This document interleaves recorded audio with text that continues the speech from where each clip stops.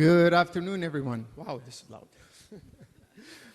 Welcome to Short Track. I'd like to personally thank Pierre Poilievre to be here with us. I understand how busy you are. Thank you for all the MPs that joined. Really appreciate it. Pierre, thank you for connecting Canadians from coast to coast. This is very much appreciated for our business. It's been a great pleasure to have you here. I've been asked to introduce a familiar face that we all trust and love. She is a friend for our business, for our family, and it's a pleasure to always see her all the time. Please help me welcome our MP for King Vaughan, Anna Roberts.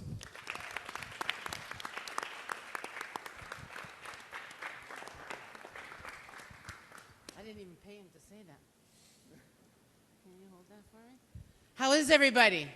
I'm so used to seeing you guys all dressed up at the Christmas party. Oh my goodness. Okay. So, you know who I am, so I'm not going to introduce myself again, but I do want to introduce my colleagues, starting with Melissa Lantzman, our Deputy Leader and MP for Thornhill. Michael, what do you mean, Gouliamine, our MP from Vaughan Woodbridge. And where's Roman? Roman Baber from York Centre. I think everybody knows Roman. So today I have the privilege of introducing the Honourable Pierre Poilievre, Leader of His Majesty's Loyal Opposition and the Conservative Party of Canada. You look good today. Very good, yeah. Pierre grew up in Alberta and was adopted by two school teachers. He lives in Ottawa with his wife Anna and their two beautiful children, Valentina and Cruz. As a member of Parliament and former minister, he helped the previous Conservatives government cut taxes, which is a wonderful thing, balance the budget, deliver affordable homes, and crack down on crime and corruption. He shepherded the Accountability Act through the House of Commons to protect taxpayers from waste, fraud, and corruption. When he was the housing minister, you're not going to believe this, the average price of a home was $450,000. A one-bedroom you could rent for $970. People could afford homes in safe neighborhoods and good food to feed their families. As vice chair of the Commons Finance Committee, he was the first major voice in Parliament to warn that massive money printing deficits would lead to inflation. While Mark Carney,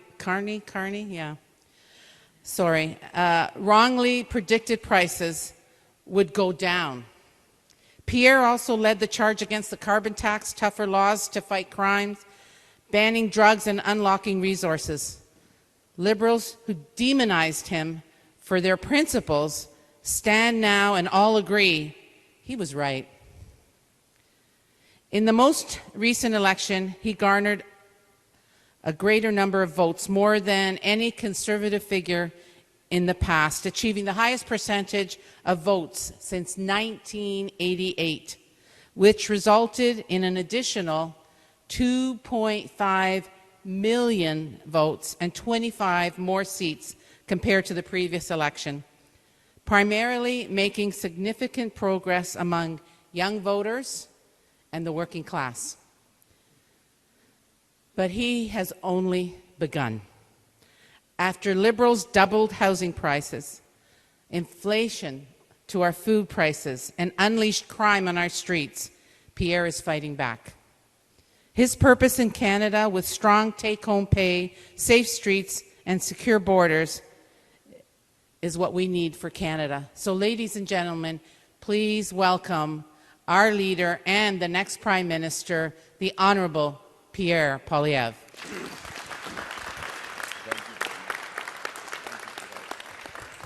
Thank you very much to the great Anna Roberts, and thank you to SureTrack for hosting us today. What an incredible business you have here, and our Conservative team of Roman Baber, a former lawyer and businessman, and now Member of Parliament, of our Deputy Leader, Melissa Landsman, herself a former businesswoman, of Anna Roberts, our lead spokesperson for seniors, although she's far too young for that role.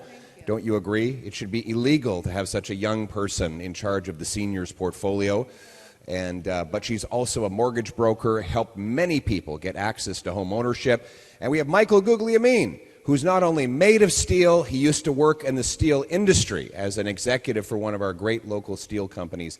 And I want to thank your leaders here in this company. We have Paul, Tony, Richard, and Victor, who've built an amazing business. And I want to thank each and every one of you for what you're doing, what you are supplying to our economy. If you think about it, our highways and byways are the veins of our economy, and our truckers are the lifeblood. All of you who are truckers or loaders or logistics or route planners, all of you provide the essentials of life, because there's a very simple rule about a modern economy. If you got it, a truck brought it.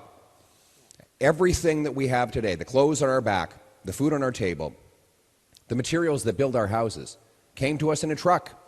In fact, your company delivers dialysis equipment that saves the lives of people who have serious medical equipment that without that equipment, they would literally die. So the work you do not only makes life better, it makes life possible. We honor you, all of you, the workers of this country, and our purpose as a Conservative team is to make this a country that works for the people who do the work, who move stuff, make stuff, fix stuff, and build stuff. It used to be a great country for those people. It used to be that, for example, when Melissa's father arrived here, he was an engineer, but he was blocked from working in his profession because of a lot of government gatekeepers. He started off as a taxi driver, but he built an incredible life. He could own a home, and now he watched his daughter grow up to become the deputy leader of Canada's biggest political party. I lived that promise, born as an adopted son of two school teachers, and I'm before you here today. The promise of Canada was that anyone from anywhere could achieve anything, that hard work would get you a great life in a beautiful home on a safe street with affordable food. But that promise is broken. After 10 years of Liberal government, they've doubled housing costs, giving us the worst housing in all of the G7. And now an entire generation of young people is shut out of home ownership. Mothers have to turn back items at the checkout when they're at the grocery store because they realize their bank account is going to empty before the grocery cart does. And we've got 2.2 million people lined up at food bank. All this because of Liberal taxes that drive up the cost of food and food production. Fuel prices are 12% higher here in Canada than in the United States. You can't blame that on global matters. They have the same global prices we do for oil, but our higher taxes mean you pay more at the pump under this Liberal government. And Mark Carney promised he would be different, but it was all an illusion. He promised he would go back on all the things that he'd said and that his party had done for the previous 10 years. But what we have is more costs, more crime, more corruption, more of the same. He's just another Liberal. We saw that today when he re-announced the same electricity plan that the Liberals have used over the last decade to jack up the cost of power bills by 35% and give us the first electricity shortage in our country's history. For the first time ever, under this Liberal government, we had to import American electricity just to keep the lights on because we couldn't make enough our own, even though we have the most rivers, the most uranium for nuclear power, and the cheapest natural gas. Because of Liberal taxes and red tape, they blocked us from making the electricity we need. And today, the same policies of industrial carbon taxes, anti-development laws, and delayed permits were re-announced as if we get a different result than the last 10 years. We don't need to repeat the same mistakes. The same goes with pipelines and energy.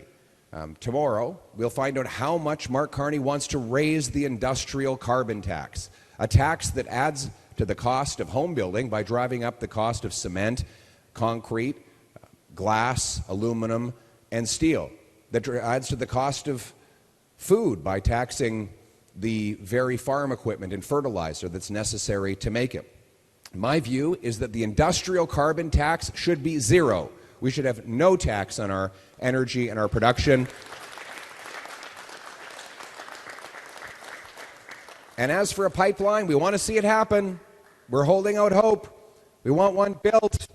But so far, there's no permit, no route, no Indigenous consultation, no starting point, no end point, no construction date, no nothing. Just a lot of announcements and re-announcements. So we want Prime Minister Carney to announce tomorrow that he will permit a pipeline to the Pacific within 100 days of getting Alberta's application, and that pipeline will be under construction before this Christmas. Let's get building a pipeline now.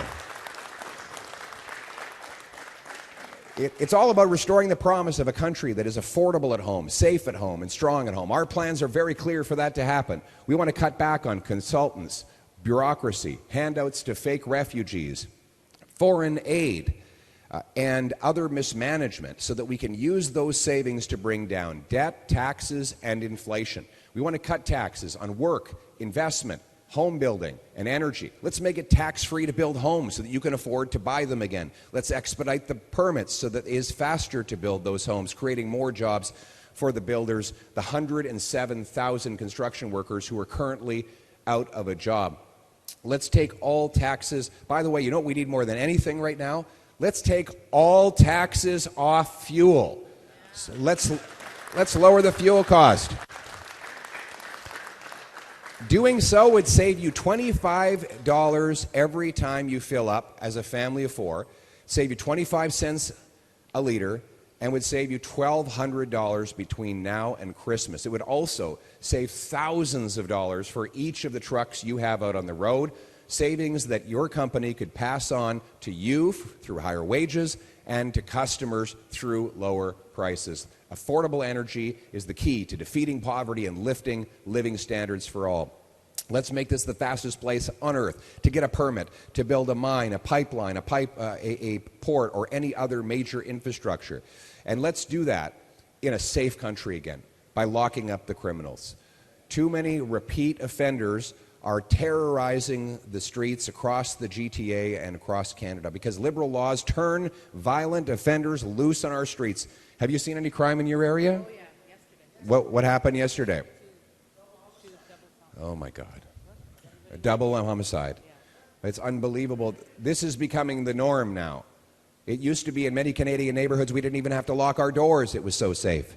But now, with the catch and release liberal laws, they're just released again and again and again. Mark Carney hasn't done a thing about it. The crime gets worse and worse as he sits back and does absolutely nothing. We are going to pass laws for jail, not bail, to lock up repeat offenders. 3 strikes, you're out. You commit 3 violent offenses, you go to jail for a minimum of 10 years, and you never get out until you can prove that you're a safe citizen that won't reoffend. And we're going to secure our borders through controlled immigration, by scanning the shipping containers that come into our country, ensuring that terrorists, fraudsters, and criminals are not allowed entry into Canada. Coming to Canada and being part of our family as a country is a privilege, and we want immigrants who follow the law and build our country like my wife, but we do not want foreign criminals coming into our country. We're going to make it safe again. This is a bright future we have, my friends. I'm very optimistic. We have the biggest land, we have the best people, we have the most amazing companies, and they have the most amazing workers. This should be the most affordable, the richest, and the safest country anywhere on earth. That's what we're fighting for. We're fighting for affordable homes, affordable food, safe streets, home ownership, a strong future with safe streets. That's what we're fighting for, because Canada, its people, and its promise are worth fighting for. Thank you very much. God bless.